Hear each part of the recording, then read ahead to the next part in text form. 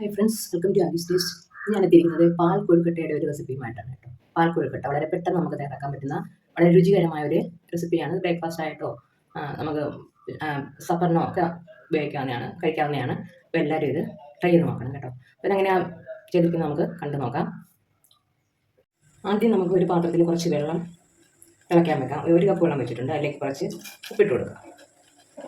തിളച്ച് വരുമ്പോൾ നമുക്ക് ഒരു കപ്പ് മാവ്, അരിമാവാണ്, ഇടിയപ്പത്തിൻ്റെയും പത്തിരിയുടെ ഒക്കെ പൊടി ഉണ്ടല്ലോ, ആ പൊടിയാണ് കേട്ടോ.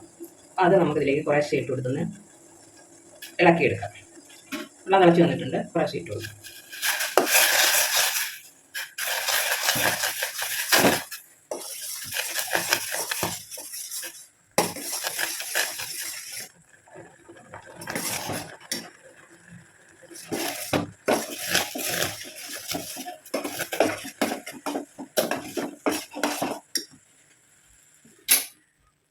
ഇതിലേക്ക് ആവശ്യത്തിന് മധുരം, പഞ്ചസാര ചേർക്കാം. ആവശ്യത്തിന് തേങ്ങ, കുറച്ച് തേങ്ങ ഞാൻ ചേർക്കുന്നുണ്ട്. ഇതെല്ലാം കൂടെ നല്ലപോലെ ഒന്ന് മിക്സ് ചെയ്തിട്ട്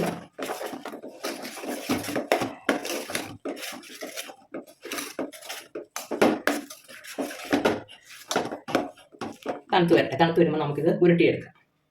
ഞാൻ വേറൊരു പാത്രത്തിൽ കുറച്ച് പാൽ, ഒരു 2 കപ്പ് പാൽ വെച്ചിട്ടുണ്ട്. ഇതിലേക്ക് ആവശ്യത്തിന് പഞ്ചസാര ഇട്ട് കൊടുക്കാം.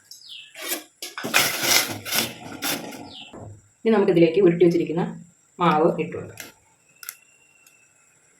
ഞാൻ ഉരുട്ടിയ മാവ് ഇതിലിട്ട് കൊടുത്തിട്ടുണ്ട്. അപ്പോൾ അത് വെന്ത് വരണം. ഈ സമയത്ത് ഒരു 2 ടീസ്പൂൺ മാവ് ഇച്ചിരി ഒന്ന് വെള്ളം ഒഴിച്ചൊന്ന് കലക്കിയെടുക്കണം കേട്ടോ. ഇതിനൊരു തിക്നെസ് കിട്ടുന്നതിന് വേണ്ടി നമുക്കിത് ഒഴിച്ചു കൊടുക്കേണ്ടതായിട്ടുണ്ട്. അപ്പോൾ അതൊന്ന് കലക്കിയെടുത്തിട്ട് വരെ ഇത് വെന്ത് വരട്ടെ. നമ്മുടെ കൊഴുക്കട്ടയൊക്കെ ഒരുമാതിരി വെന്ത് വന്നിട്ടുണ്ട്. ഇതിലേക്ക് കുറച്ച് തേങ്ങയും കൂടി ഇട്ട് കൊടുക്കുകയാണ്. തേങ്ങ ഒന്ന് മിക്സിയിൽ ക്രഷ് ചെയ്ത തേങ്ങ. ഇതിലേക്ക് ഒരു 2 ടീസ്പൂൺ മാവ് കലക്കി ഒഴിച്ചു കൊടുക്കുക. അരിമാവ് തന്നെയാണ് കേട്ടോ, നമ്മളിവിടെ എടുത്തിരിക്കുന്ന മാവ് തന്നെയാണ്. ഇതൊന്ന് വെന്ത് വരട്ടെ. മാവിടെ കുറുകി നല്ല പരുവായിട്ട് വന്നിട്ടുണ്ട്. ഇതാണ് ഇതിൻ്റെ കൺസിസ്റ്റൻസി. അപ്പോൾ നമുക്ക് സ്റ്റവ് ഓഫ് ചെയ്യാം. അതിന് മുന്നേ ഒരു 2 ഏലക്ക ഞാൻ പൊടിച്ചിട്ട് കൊടുക്കാം. ഇത്രയേ ഉള്ളൂ.